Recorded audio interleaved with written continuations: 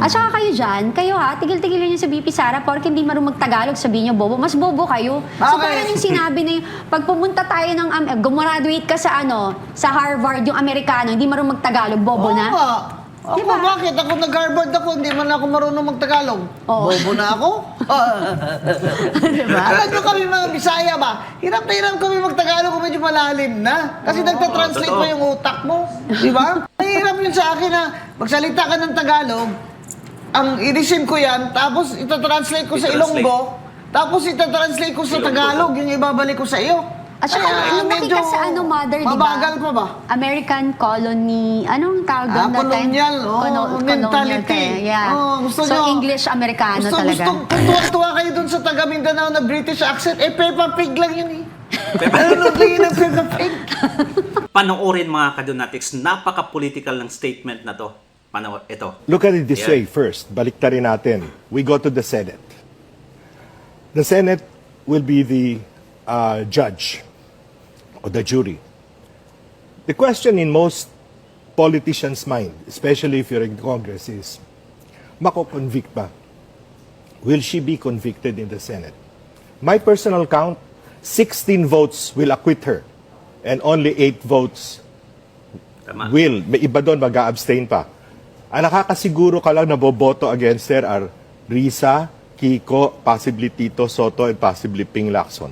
Apat. Yun pa lang ang sure. Yun lang ang sure. Maaring si yung dalawang Tulfo pwedeng sumama doon or pwedeng mag-abstain depending on their political trajectory in 2028 and beyond. Mananansya pa yan. All the rest will vote for acquittal. No?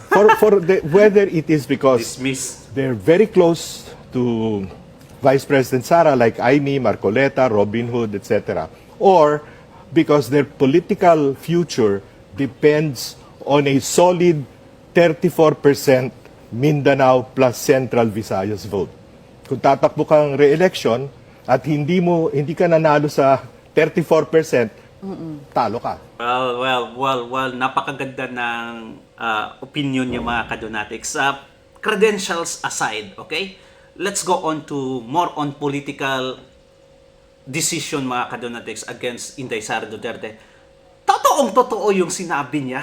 Kung gusto mo pang manalo or tumakbo pagka-senador o any positions in the government mga kadonatics, wag na wag kang pipirma sa impeachment case ni Inday Sara Duterte.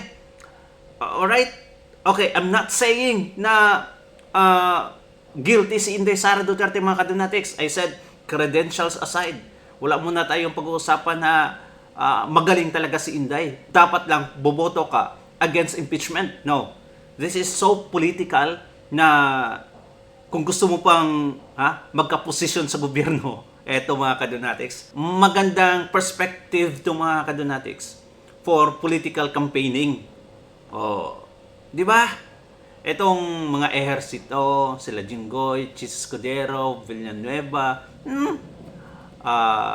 Gatchalian, I don't think the Villar, I don't think mga kadonatics, sama pa mga Cayetanos, they will vote in pro-impeachment mga kadonatics. They would never. Okay.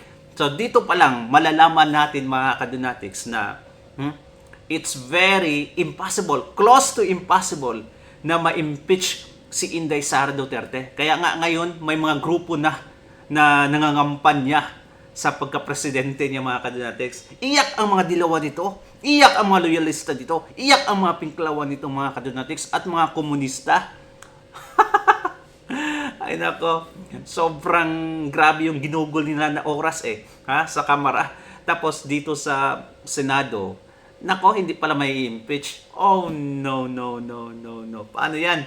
Well anyway, eto, panoorin natin itong mga kadonatics, yung naganap kahapon. Kung hindi nyo pa nakita, may insidente kasi doon kahapon kung saan tinatawag ni Luistro, ewan ko kung anong meron sa kanya mga kadonatics, na she or her, itong si Marcoleta, bakit mo ginagawang babae yung pronoun ni Marcoleta? At eto, pumalag si Abante.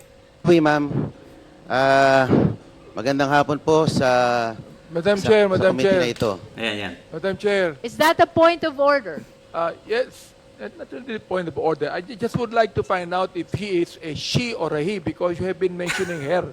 Point of order, Madam Chair. Let's allow Congressman Marcoleta to proceed. All right. Honorable Marcoleta is recognized. You may Dito mga kadulatis, napahiya si Jinky Luistro eh. Ay nako, mali pala yung grammar niya. At ewan ko mga kadulatis ha, as good as she is daw, kuno, sa mga sa kasamahan niya. Pero, the simple mga kadulatis, she or he, what the heck? What are you doing? Tense na tense ka ata siguro, no? Na magkakamali ka sa pronoun na yan. proceed. Madam Chair, because I just want to because you said twice her. All right. So I I'm would like to addressing find out him. if she is a she or a he. Madam He's Chair, make a ruling and allow Congressman Marcoleta to proceed. As a response to proceed, the Honorable to- Abante, we are addressing now Honorable Marcoleta as he, him, his, and the chair therefore stands corrected. Well, I really don't like this and I hate Abante mga kadonatics, but he has a point, di ba? Na this is a proper forum kuno, composed of professionals, tapos ganun ka magsalita, yung grammar mo. Kaya, yun, point of order. You may proceed, Honorable Marcoleta. Thank you, Madam Chair. Thank you for that clarification, Bishop Benny Abante. Ewan ko kung is that germane to this Jeremy. hearing. Anyway, What do you think mga kadonatics? Bakit nagkaganito itong si Luistro ha? Anyway, Neil Abayon na bisita niya ang SMNI channel mga kadonatics where Kati Binag and Gonzon ay in-interview siya mga kadonatics patungkol sa nagiging hakbang nila sa pagsampa ng kaso nitong AMLAC, si Luistro at iba pang personalities mga kadonatics. Ang ganda ng pinagsasabi niya dito. First time niya dito sa programang ito. Kaya panoorin natin mga kadonatics. Ayan. Mother, naninindigan ng matataas na opisyal ng Anti-Money Laundering Council at ng kanilang mother agency na Bangko Sentral ng Pilipinas na kumilos sila alinsunod sa kanilang mandato at naaayon sa batas nang isiwalat nila sa isang pagdinig sa Kongreso ang bank records si Sara Duterte at ng kanyang asawang si Manasseh Mans Carpio matapos maghain ito ng reklamo sa korte. attorney to, okay. You can answer or whatever Attorney Kati Binag, Attorney Rowena Gonzon, Attorney you're Neil Abayon. comfortable with. Anong dating sa inyo nito? Well, that's expected. 'Di ba? Kasi, of course, if a criminal case was filed against any reasonable person, hindi naman yan a-admit agad. So, and plus, since kami naman yung nag-file, we have the burden to establish our case. So, confident naman kami sa case Ayan. namin. Itong kaso na ito, attorney, aabot ito hanggang Supreme Court. Kahit matalo dito si Attorney Mans Carpio sa level ng fiscal, i-appeal niya ito. Aakyat ito sa Court of Appeals, yung probable cause pa lang. Whether or not kakasuhan sila. Magandang ano to. Actually, Attorney Carpio is doing us a service by filing these cases because this will be a landmark case. And if I may add, Attorney, madaming legal questions dito actually. If you notice yung complaint namin, we sued them in their private capacity. Kasi may mga House of Representatives members na respondents. So usually Yes. tumatago kasi sa parliamentary immunity. So matitest din natin ngayon kung whether or not yung principle na if you perform something unlawful, that is considered your private act. Therefore, you can be held liable. Matitest natin Privately. kung mag-a-apply din ba talaga siya sa members of Congress. Kasi lagi na lang po parliamentary immunity yung common Tama, defense diba? nila. So, Tama. that's another legal aspect na dinagdag po namin dito sa case na to. So, ibig sabihin, kung ginawa mo yan privately, you will be sued privately mga kadonatics. Aside from any parliamentary o immunity, kagaya ng pagiging congressman, okay mga kadonatics na, hindi pwedeng kakasuhan ako kasi congressman ako. May parliamentary immunity ako. If you have done this privately, this unlawful act, then you will be sued privately mga kadonatics. And it makes sense. Well, that's going to be a landmark case. Di ba?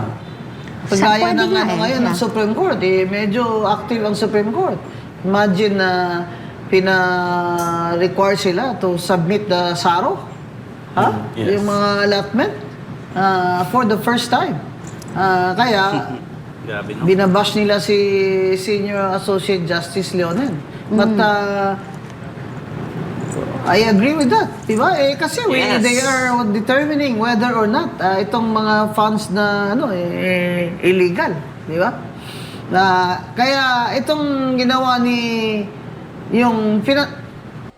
Ang nangyari kasi itong si Justice Leonen, mga kadonatics, nakita niya through a argument, oral argument sa Supreme Court, mga kadonatics, kung gaano ginagago yung mga Pilipino through this General Appropriation Acts, mga kadonatics, ang program funds. Grabe. At ito ay kinukupit pala, mga kadonatics, ng mga congressmen. Kaya, ito, naglabas siya ng order, mga kadonatics, na dapat mag-submit kayo ng SARO. Oh, patay talaga kayo ng salin nyo. Lahat ng mga congressmen, mga kadonatics. Yung House Committee is trying to prove na magnanakaw si BP Sara. Wala sila, silent sila. Kung magnanakaw ba si Garjola ng CWS party list, na sinabi ng mga testigo at ng affidavit ni Diskaya na nagbigay sila para kay Garjola, may isa pang party list doon, may isa pang congressman doon, mga ganon. Grabe, Bakit hindi yun ang tanungin nyo among yourselves to save the reputation of your institution? Di ba? Simple Wala lang yun Mother di ba? Parang ang grabe ba natin nila kay BP Sara. Pero yung binabanggit ng 18 Brave Marines, di ba? Oo. Na ang dami-daming tao. Porke ba, congressman din, ayaw niyong galawin. Oo. Di ba? Oo, Mali yun bakit si Martin Romualdez hindi pa ngayon sinususpend? May pinailan na pala ng complaint ng ombudsman. Dapat preventive suspension na yan. Parliamentary Exactly. immunity na naman. Total, hindi naman siya pumapasok dyan. Bukobra diba? pala siya ng sweldo dyan. Tax ko yan Oh, tapos si Senator Bato de la Rosa, iyak ng iyak sila, mga kadonatics, dahil hindi pumapasok.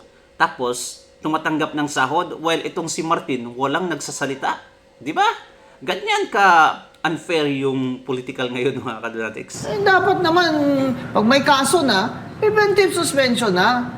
Sinususpend nyo naman si Kiko Barsaga, Meow Meow, alam kwenta Nagsasalita naman lang. yung suspension nyo, freedom of speech yun So, bakit hindi nyo i-preventive suspension ngayon si Martin Romualdez?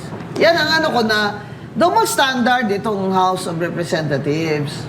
Double standard. Attorney Mama Bing, kasi di ba sinasabi natin na they are congressman, they are liable with, kasuhan sa RA 3019 section E. Anti-graft. Diba? Because of what they're doing. Kasi nga, kung nakaka-damage talaga sila, hindi sila safe with their parliamentary immunity. Yung sa RA 3019 angle, Yeah. that's because of the penalty imposed. Pag more than 6 years kasi Wala na walang immunity. parliamentary immunity. Okay. Taga, So, para at least alam ng mga tao. Kasi may mga ganong technicalities. Ano yun? Pag more than 6 sila. Diba? Because of what they're doing.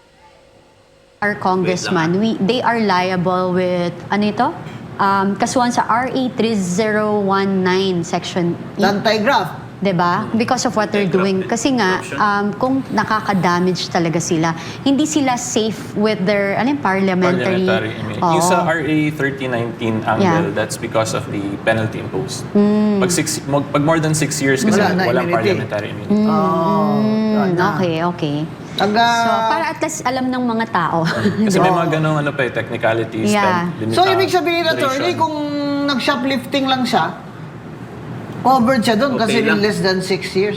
Provided they are in session. Yun yung mga usual Habang in defense. session siya, nag-shoplifting siya ba? Tumanggap siya ng maleta. So, yun yung dinagdag namin, attorney, sa complaint. Yung personal capacity.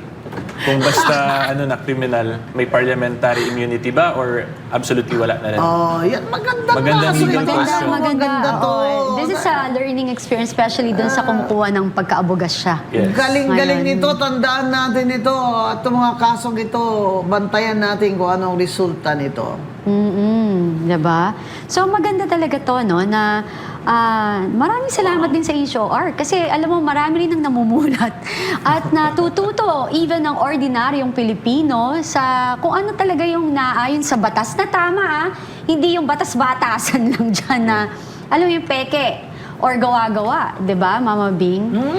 Kaya, they're in for a good fight because Attorney Manscarpio, I think, will not let this go. Diba? Of course. I think he's not backing down. Hindi, medyo quiet lang tong tao ito, di ba? Napaka low-key, no? Probinsyano din ito eh. Di ba? Low-key. Oh, by the way, kung gusto man, Luis, may utang ka pa dyan kay Attorney Mans na 8 million na. Hindi mo pa binabayaran. Tapos ganyanin mo pa yung mga AMLA records niya. Grabe ka naman. Dapat nga, di ba, Mother, pinag-usapan natin, dapat nag-inhibit siya. Kasi may ganyan sila. Hindi, Dapat hindi proper nag-inhibit yun. ka kasi may conflict of interest ka. Kasi ayaw mo bayaran, kaya gusto mo silang makonvict. Oh, ganon. Alam mo, attorney tsaka Yes. Mama Bing, no? Sa totoo lang, ako talaga, I can't wait. Kasi si VP Sara, tahimik, sobra, all this time. Dalawang beses ang ata siya, isa, yung inapi yung kanyang chief of staff, di ba? Doon lang siya lumitaw. Pero I can see na, alam, very strategic. Nagmamasid siya, tinitingnan niya lahat, tapos sa bawat galaw nila, nakalista. So I can't imagine na kung ano yung magiging kahihinatnan ng mga ginagawa nilang kabulastugan dyan sa gagawin na paglaban sa kanila ni BP Sara na naaayon sa batas. Abogado rin si BP Sara eh. At saka kayo dyan, kayo ha, tigil-tigilan niyo sa BP Sara porque hindi marunong magtagalog, sabihin niyo bobo. Mas bobo kayo. So Bakit? parang yung sinabi na yung, pag pumunta tayo ng, gumraduate ka sa sa Harvard, yung Amerikano, hindi marunong magtagalog, bobo na. Oo nga. Ako, Diba? bakit? Ako nag-Harvard ako, hindi man ako marunong magtagalog. Oo. Bobo na ako? Diba? Alam nyo kami mga Bisaya ba? Hirap na hirap kami magtagalog kung medyo malalim na. Kasi nagtatranslate totoo. pa yung utak mo. Di ba? Totoo mga kadonatics at even me,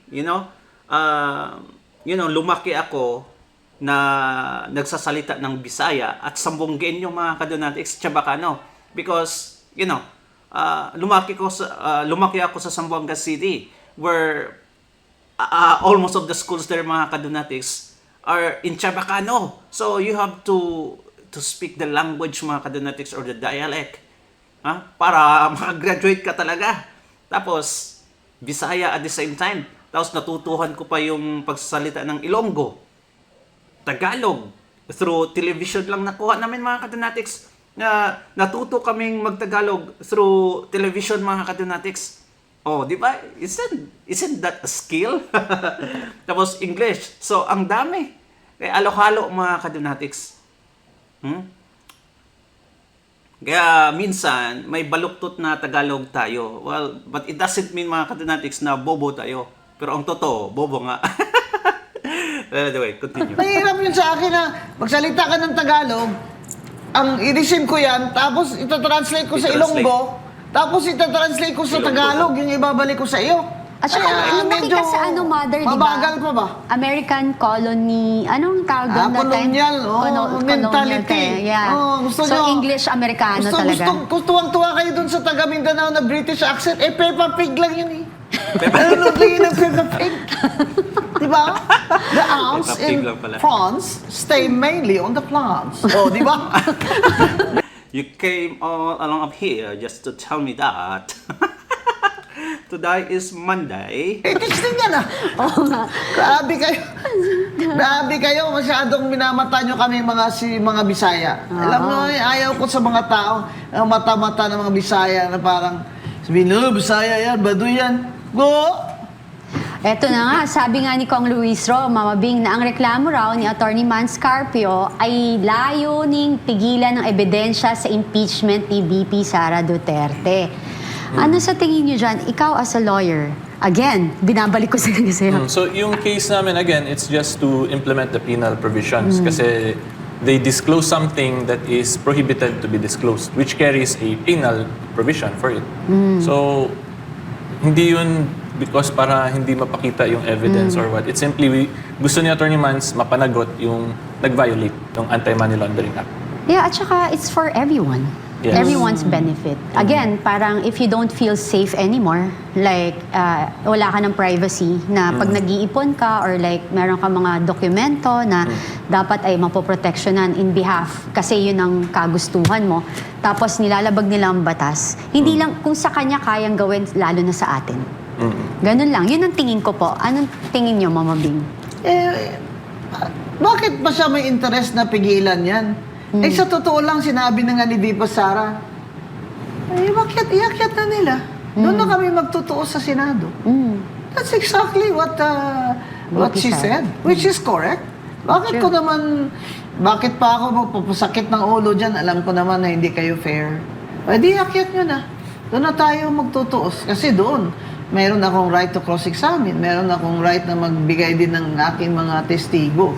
Kaya walang interest yan si Attorney Carpio or VP Sara na pigilan yung ebidensya sa kanya. Kasi lahat naman na extraneous na evidence doon na hindi admissible, pwede naman objectan doon sa Senado. Hindi ba, Attorney? Yes. Oo, kasi rules of court doon eh. Di ba? Yung masaya dyan, sinabi na ni SP Soto na parang iakyat na nila. Kaya maghanda na tayo. Nag-aaral na nga ako eh. Alam mo, SP, alam mo si SP Soto, in fairness na, he's trying also very hard to appear impartial. Pero, tinatamaan siya doon sa first impeachment complaint kasi, na nag-contradict siya sa Supreme sa Court. decision ng Supreme Court. Pero, tapos na naman yun eh. Pero tingnan mo yung itsura ni SP Soto. Oh, iba na, no? Dating gwapo-gwapo niya na yun, pagod na, oh. Pagod na ang tito nyo, tito Sen nyo. Totoo. Tapos i-impeachment nyo pa, ang Vice President, bigyan nyo pa ng maraming trabaho. Yan sabi niya, in 2 years, kailangan bilisan namin ito kasi ang daming trabaho. Kung ako lang, interviewed him eh. Sabi niya, kung ako lang, personal ko lang ito, ayoko na sana nito eh. Kasi ang daming problema eh. Pero kung iakyat nila sa amin, Yeah. Senado, wala akong magagawa. I have to do my duty. Kaya, tama naman po si SP Soto. Sana po ang impartiality ng Senate ay lagi niyang ipagtatanggol. Kaya, Attorney Arlene Abayon, we have to end this with your parting words. Yeah. Yan, message. Bitin naman. So, ang masasabi ko lang, first, thank you for inviting me, Attorney. Oo. Miss Cathy. Ang ingat-ingat mo, natatakot ka. So, baka lang nagtataka yung mga viewers ko kasi usually I'm free-flowing Yeah. sa salita sa social Exactly. media ko. Oo, may vlogger din ito eh. Opo. Pero currently po kasi I was engaged already by Attorney Mans Carpio. Therefore, I am covered by the CIFIRA rules. Fiduciary. Yes. Professional capacity talaga. So I cannot just state my own personal opinion Yes. directly Correct. because I'm speaking on behalf of the legal Tama. team of Attorney Mans Carpio. Yeah, So yun lang, baka lang nagtataka yung mga kasimor ko dyan. Hello po. Yeah, invite nyo rin po ang aming mga televiewers sa inyong blog or Oo, sige, YouTube sige. channel. Ano So- bang pangalan ng vlog mo? Attorney Neil Labayon lang po, my name. So I make legal videos on current events and I call my community mga kasimor kasi we want to see more from the government. Yun yung message nun. Kasi more. So And we ginagawa ko want siyang to parang see joke. more. Yes. Yeah.